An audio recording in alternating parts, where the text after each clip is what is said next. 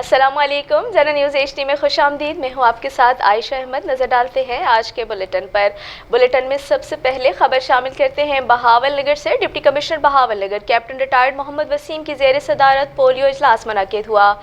इजलास में deputy commissioner ने कहा कि पोलियो का खात्मा हमारा अज़्म है। वालिदैन अपने बच्चों को उम्र भर की माजूरी से बचाने के लिए पोलियो से बचाव की हिफाजती वैक्सीन पिलाएं और 22 अगस्त से 26 अगस्त के दौरान इंसदाद पोलियो मुहिम को कामयाबी से हमकिनार करने के लिए अपना भरपूर किरदार अदा करें। ये बात उन्होंने DC ऑफिस के कमेटी रूम में पोलियो मुहिम के सिलसिले में इंतजामात का जायजा इजलास की सदारत करते हुए कही।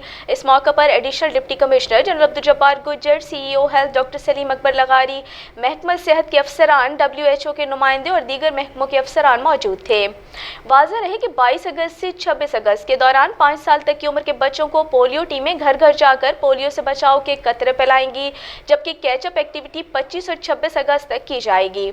इंसदादी पोलियो मुहिम के दौरान जिला भर में 5 साल तक की उम्र के 5,79,533 बच्चों को पोलियो की हिफाजती वैक्सीन दी जाएगी। इस मकसद के लिए मजमूई तौर पर जिला भर में 2,786 टीमें फराइज सर अंजाम देंगी, जिनमें 136 फिक्स, 2,562 मोबाइल और 88 ट्रांजिट टीमें शामिल हैं।